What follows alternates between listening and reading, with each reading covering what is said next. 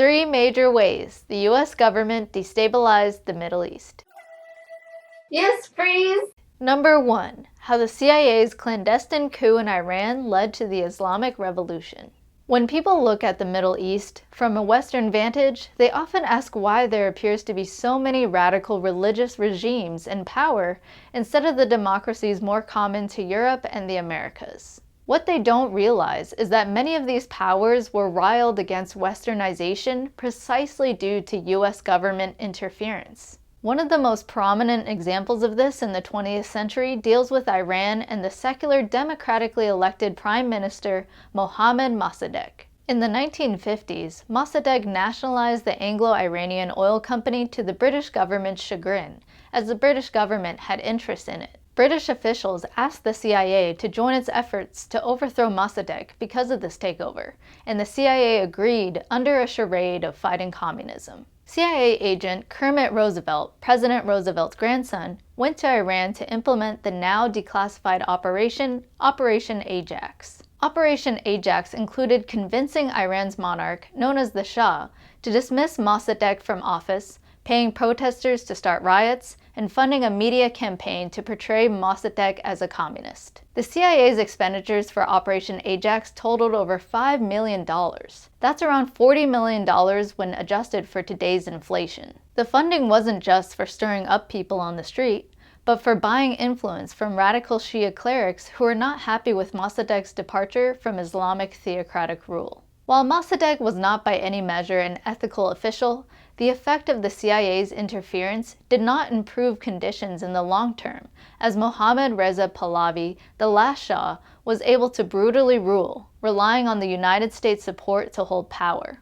He employed secret police called the Savak, torture, and executions to stifle political dissent. This CIA-backed reign would eventually produce blowback as Iranians discovered the US government's meddling. Playing global political chess again, the US government abandoned support of the Shah in the 70s, which led to a weakening of his position. The anger at the Shah's acceptance of US influence allowed for the rise of Ruhollah Khomeini to establish Iran as an Islamic state on the heels of the 1979 Islamic Revolution by the radical clerics known as the Ayatollahs. The superficial end goal of trying to make Iran more Western ended up failing precisely because the changes that took place were not based on convincing people through trade and ideas, but through violence, with the unsurprising consequence of blowback. Number 2. How the CIA's funding of the Mujahideen led to the rise of the Taliban and Al-Qaeda. From 1979 to 1989, the CIA ran a program under the now declassified name of Operation Cyclone to run arms and money to the Mujahideen, guerrilla groups led by the Islamic Afghan soldiers fighting against the Soviets. The CIA began this program by arming the Mujahideen to incite a response from the Soviets, who did not enter Afghanistan until 6 months after the program began,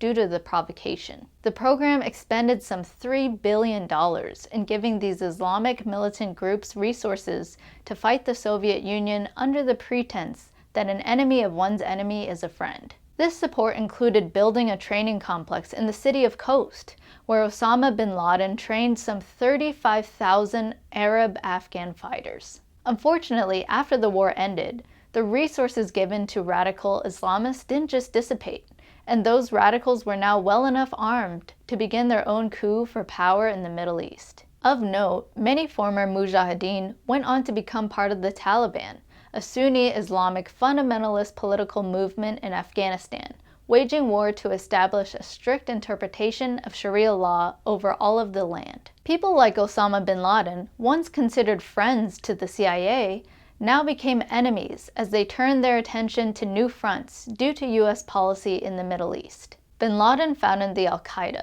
a multinational, militant Sunni Islamist organization with goals to spread radical Islam globally. Bin Laden used his influence to plot attacks on various targets, from US embassy bombings to residential compound bombings in Riyadh, Saudi Arabia. Eventually, the terroristic acts would hit US soil with a direct attack in New York City on 9/11. Once again, a US policy of interventionism fostered further violence and a predictable outcome of blowback. Number 3. How the war in Iraq led to the creation of ISIS. After Saddam Hussein had been toppled and the dust settled from combat, how U.S. presence in Iraq was perceived quickly changed from liberators to occupiers. Protesting Iraqis who wanted the U.S. military out were shot at a rally by U.S. soldiers, leading to animosity between U.S. soldiers and Iraqi families. In the aftermath, over 7,000 Iraqis were rounded up, many innocent, and were tortured at the Abu Ghraib prison in Iraq.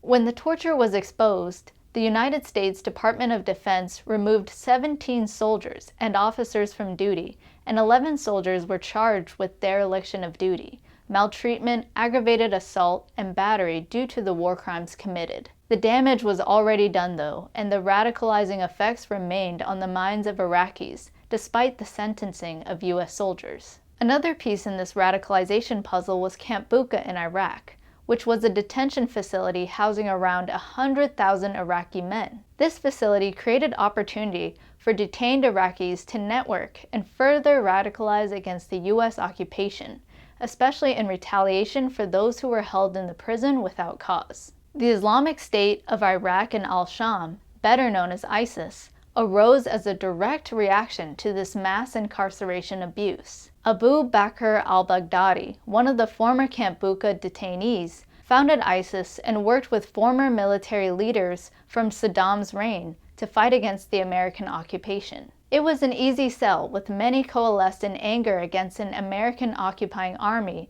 because the Iraqi army was forcibly disbanded by the U.S. government in 2003. Once again, the seemingly good intentions of trying to liberate people failed, precisely because the change did not stem from ideological change, but from violent invasion. With this violence came the blowback of attacks perpetrated by ISIS, with over 140 terrorist attacks in some 31 countries.